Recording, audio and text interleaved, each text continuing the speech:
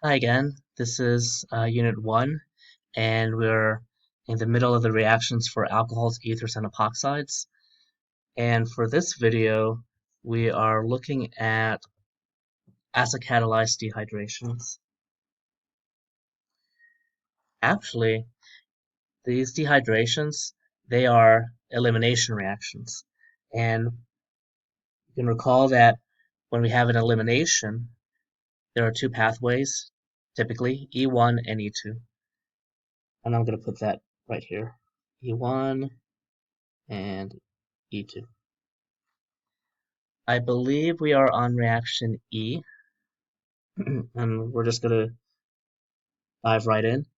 And we are going to use, in this example, tertiary or secondary alcohols. So how do I want to write this?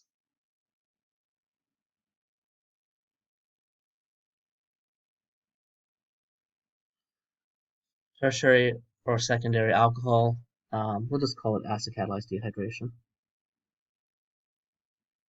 Acid-cat.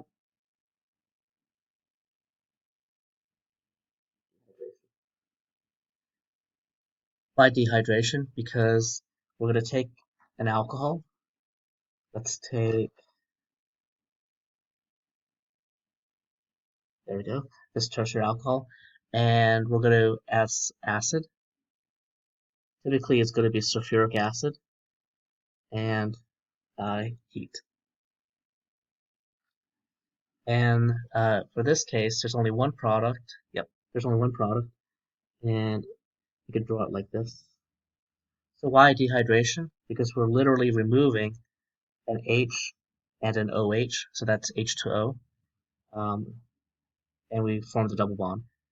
Just like you've seen before with eliminations, when we were doing alkyl halide eliminations, you were forming alkenes. And you'll see as we go through this video that we're going to make sometimes mixtures of alkenes. But in this case, there's only one alkene. Another way you could describe this is beta hydrogen elimination. So I'll put here AKA.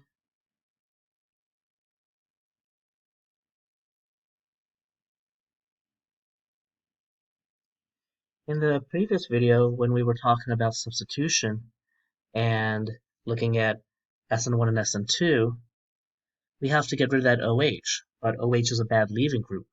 Same thing here, OH is a bad leaving group, so we're going to have to convert it into a better leaving group to be able to do this elimination.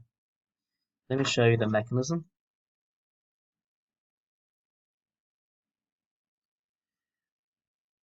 Why am I restricting this to only tertiary and secondary alcohols? How come not primary alcohols? Because tertiary and secondary alcohols can form relatively stable carbocations, but primary alcohols can't. You would never draw a primary carbocation. That's a clue as to whether this reaction is going to be E1 or E2. I mentioned that we're going to form a carbocation because it's stable. That's E1, right? SN1 and E1 go through a carbocation. Well, the fact of the matter still stands that OH is a bad leaving group, and we had discussed this in the previous video. And the way we got rid of it was to protonate it, okay, when we were doing substitutions.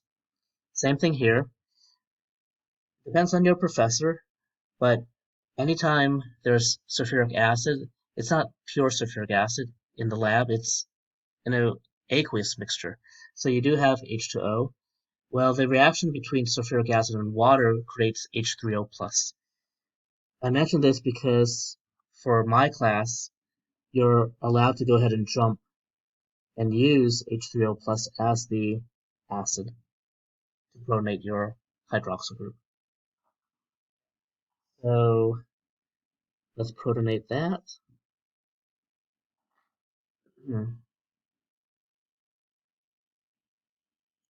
Make this a better leaving group, a really good leaving group, water.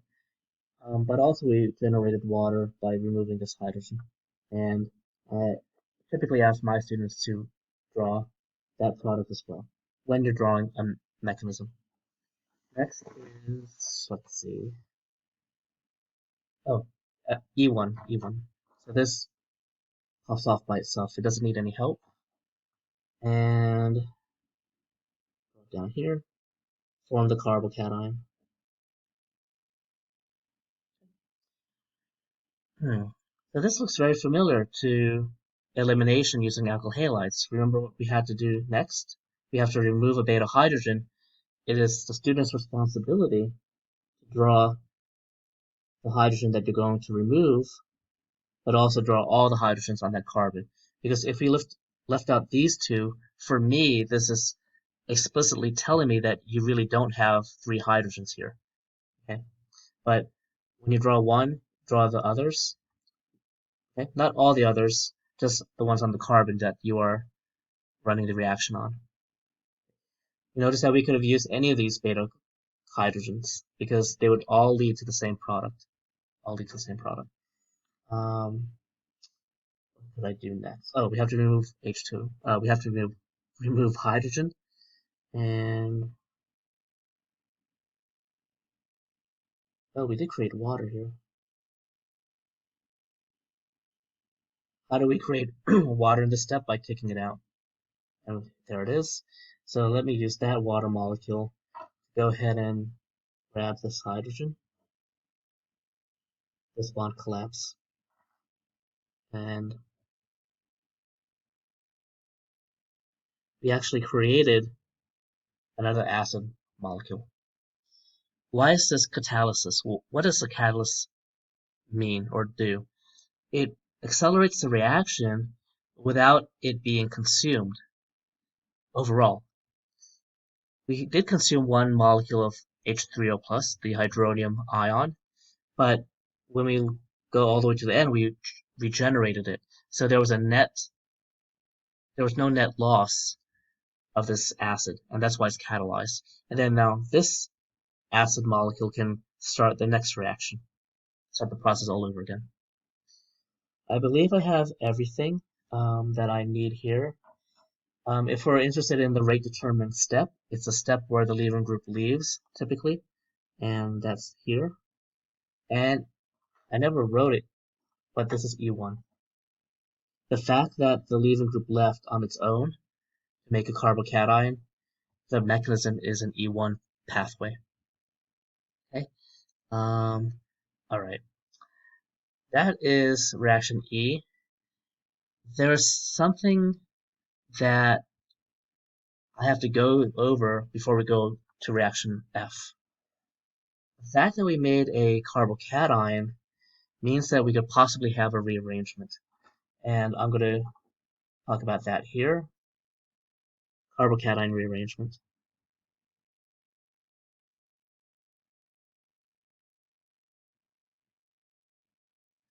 Now I have specific rules on what you can do when you show a carbocation rearrangement. And one of those rules is that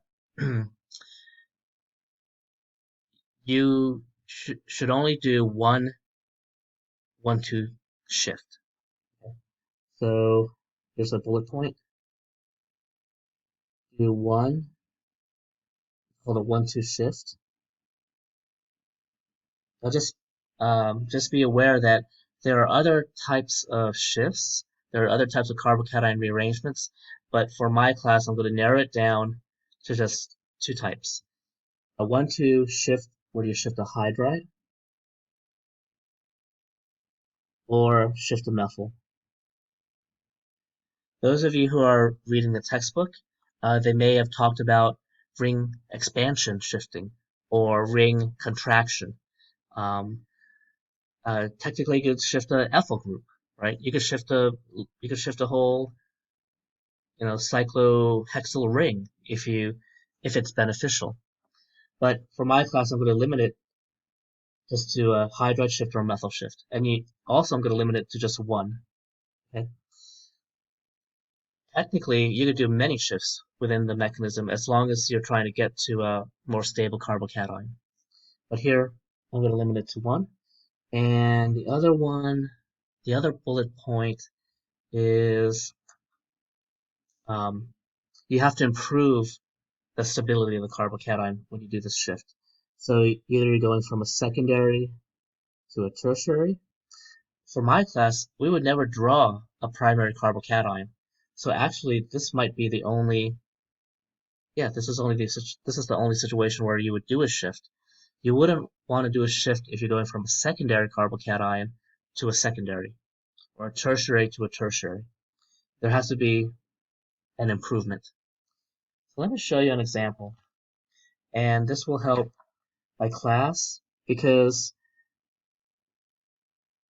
when we have this alcohol here, let's make it secondary. Okay. And let me put classic example. Let me put that methyl group right there. We're going to use acid, and I'm going to use sulfuric acid again. Okay. I'll use the other acid in just a bit, but really the only two acids that I use with acid-catalyzed dehydration is sulfuric acid and phosphoric acid.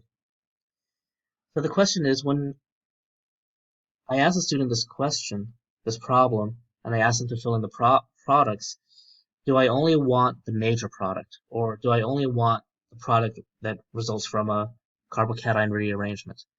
I want all the products. Okay? So this is my analysis. I have a beta carbon here, beta carbon here. So I think one product can be this. Okay. Make the double bond to the left. I think we have a product that looks like this, a double bond to the right. Now, I want to do an analysis to make sure that there isn't a better carbocation by doing these two bullet points. So I would want to do, again, only one shift. And what does this 1,2 mean? It means a neighboring shift. So if you visualize the mechanism, you would have a carbocation right there where my finger's pointing. That's secondary. But if I do a 1,2 shift by shifting the neighboring hydrogen, and I'm going to draw it here. Well, actually, let me draw it here, like a scratch sheet of paper. My initial carbocation looks like this. And then if I want to do a shift, a neighboring shift, a 1,2 shift, right? If this is arbitrarily carbon number 1, the next one is carbon number 2, right? One next door. Well, I can draw this shift right here. Why would I do that? Or should I do that? Well, what happens here? That carbon becomes neutral, so that's no plus charge there. But this carbon is naked, it only has 3 bonds, so your plus charge is here. And I dissatisfy that I did a 1,2 hydride shift. Remember why I call this hydride and not a proton? Because I'm taking the electrons with it. I'm literally taking the nucleus with 2 electrons. That's a hydride. I did a hydride shift to go from a secondary to a tertiary. That satisfies the 2 bullet points here. Okay? So I'm going to do that. Now, what kind of products can I get from this carbocation? Okay? And this is what I mean by I want to see all the products, all the alkene products. Well, now we have new beta carbons, right? We have a beta here, and a beta here. Ooh. The thing is, if I make the double bond to the right, I get that. Okay. If I make the double bond to one of these other beta carbons, so one on the top or one to the left, I get this. Theoretically, I have 4 alkenes. On a quick inspection, none of these have cis or trans isomerism, so I don't have to worry about making its complement. We'll go through another example in just a bit, but if I noticed that one of these was trans, I would have to make the cis version as well. Okay. And that's what happens in real life. But now I have 4 products, but you can't tell your grader that you made 4 products because you have to analyze and realize that these two are identical. Either you could cross one out or make sure your grader knows that you know that this is identical. Is that super important? It's important in my mind because now you understand that we have only 3 products, not 4 products. Just double check. Are these two the same? These two are not the same, right? These two are not the same. Okay. The last thing is, normally with an elimination reaction, you want to circle the major product. We're going to follow Zaitsev's rule. Zaitsev's rule says the more substituted double bond is the major product because it's more stable. So it's one of these two. They're the same. I'm just going to circle the one that I drew first. And this is the major product because of Zaitsev's rule. About this carbocation rearrangement business. For my class, I will alert you that some or one or more of your products could come from a carbocation rearrangement, and it's either going to be a hydride shift or a methyl shift. Okay? Some professors don't do that. Some professors expect you to realize, well, when I do my analysis here, let me sketch out the carbocation and ask myself whether I could do a hydride shift or a methyl shift to get a better carbocation.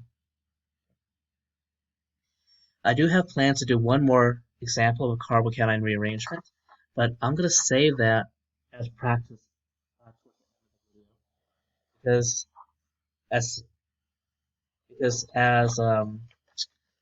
since this E1 dehydration is fresh in our heads, let me show you the E2 version. This will be reaction F. Normally I would want these on the same page to compare E and F, but since we have carbocation rearrangement, I have to start a second page. But it could go side by side, and for the reaction F, let me use a primary alcohol and do an acid-cat dehydration. Right, this is a primary alcohol.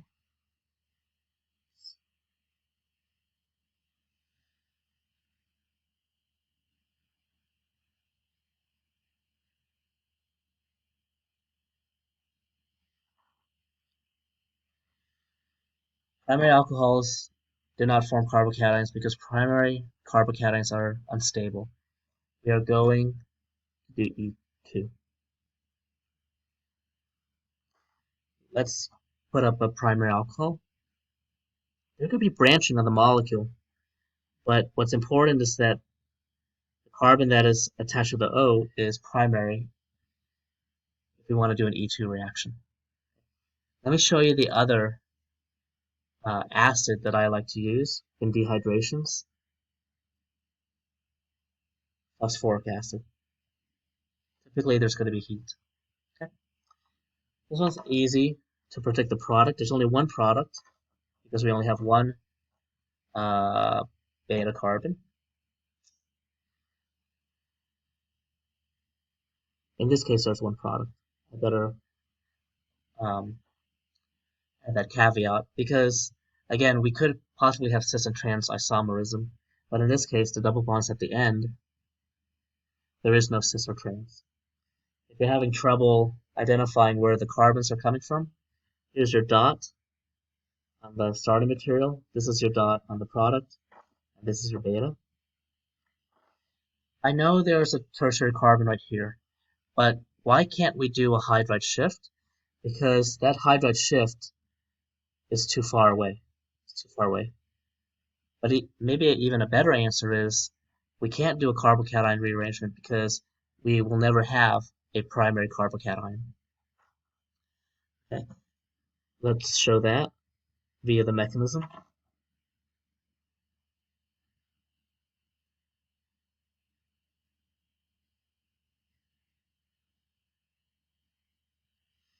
Same thing with sulfuric acid. You can assume that there's water. There is, I haven't seen it sold ever, pure phosphoric acid. It's always dissolved in some water, but it's going to be concentrated, right?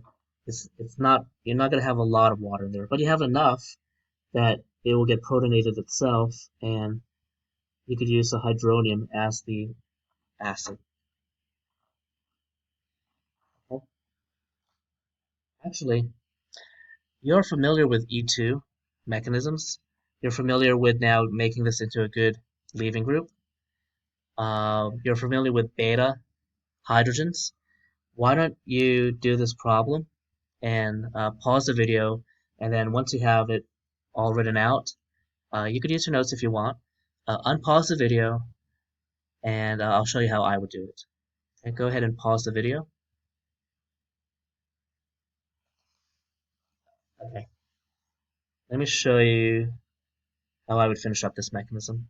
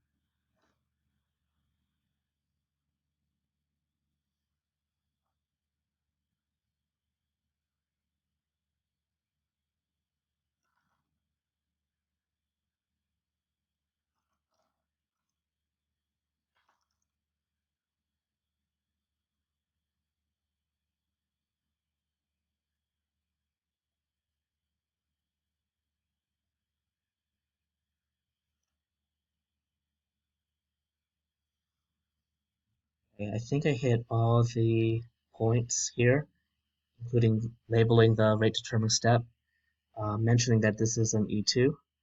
I think I wrote every single product after each step, and it is catalysis because we used hydronium, but we gained it back at the end. That is E2 when you have a primary alcohol and you have acid catalyzed dehydration. If you made any mistakes, don't erase your mistakes.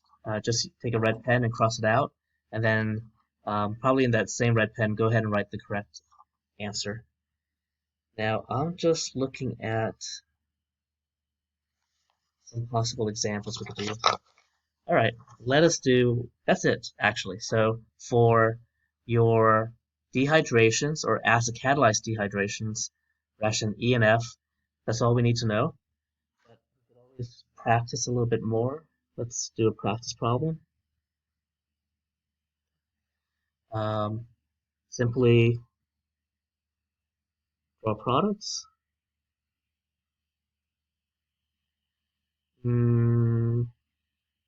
Circle major. And this is where I would help out my class.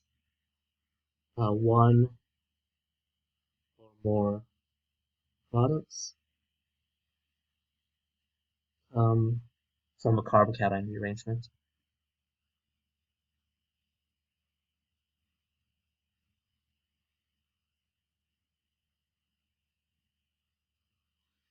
All right, I'll draw my alcohol, and you will finish this problem based on the directions and pause the video and follow the directions.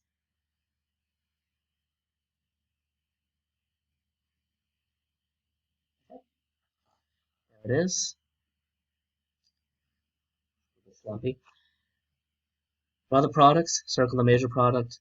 One or more of the products does come from a carbocation rearrangement. All right.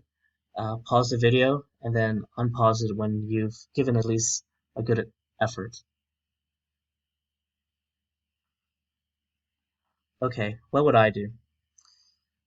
My directions would draw all the products. Okay, even the ones that are less stable, even the ones that are not coming from a carbocation rearrangement.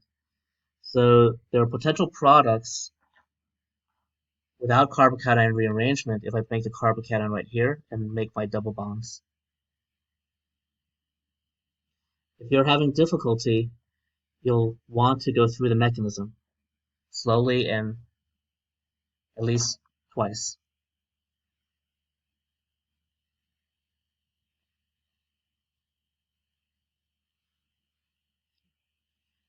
It's within the ring, so we can't really have the trans version of any of these double bonds. But now, because see that none of these two products can or come from a carbocation rearrangement, so I still have to think about what carbocation rearrangement does this person want. Okay, so let me just do the analysis on a scratch sheet of paper or underneath. Oh, that's my initial carbocation. By shifting a hydrogen, and particularly a hydride, I get a more stable carbocation. So there's my shift. It happens to be a hydride shift again. So right now, we haven't seen any methyl shifts. Yes, we have not seen methyl shifts. But here now my carbocation is right there. It's tertiary. Great. So we followed the bullet points that we did 1-2 hydride shift to go from a secondary, yes, to a tertiary. Now my new beta carbons are here. Beta, beta, and beta. The thing is, if I make the double bond with this beta carbon up here, I get this product. So I'm not going to draw that. But I do get new products when I make the double bond between these other beta carbons. I'll do the one on the left first.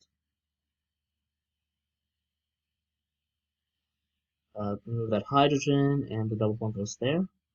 And the one down here, that alkene would look like this. Double check. Are all of them different? All of them are different. And this is the major one because the double bond is called tetrasubstituted. The way you can think about it is put your 2 dots on the double bond carbons and ask yourself, do I have any hydrogens on those dots? No, all 4 pathways are occupied by a carbon. 1, 2, 3, 4. Tetrasubstituted.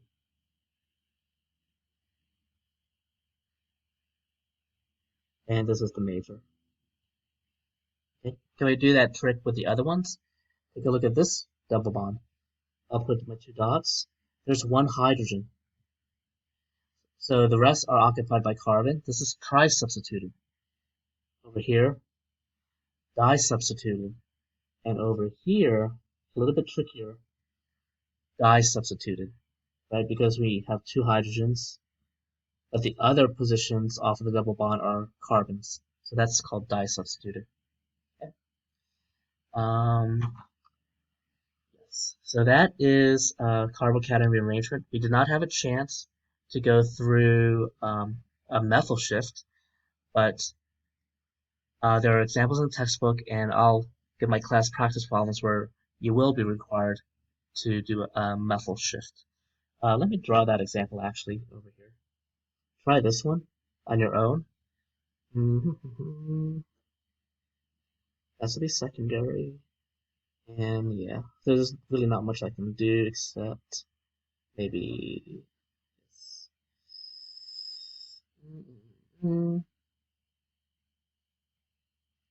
That one.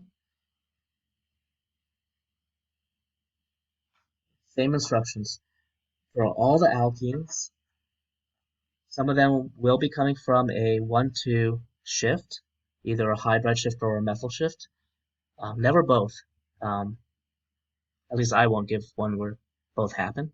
And then circle the major product based off of Zaitsev's rule. Okay. So do this at home.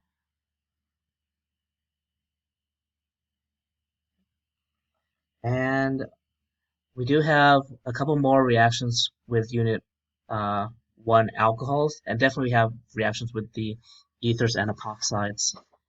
Okay. So I would estimate that we are about third of the way through Unit 1.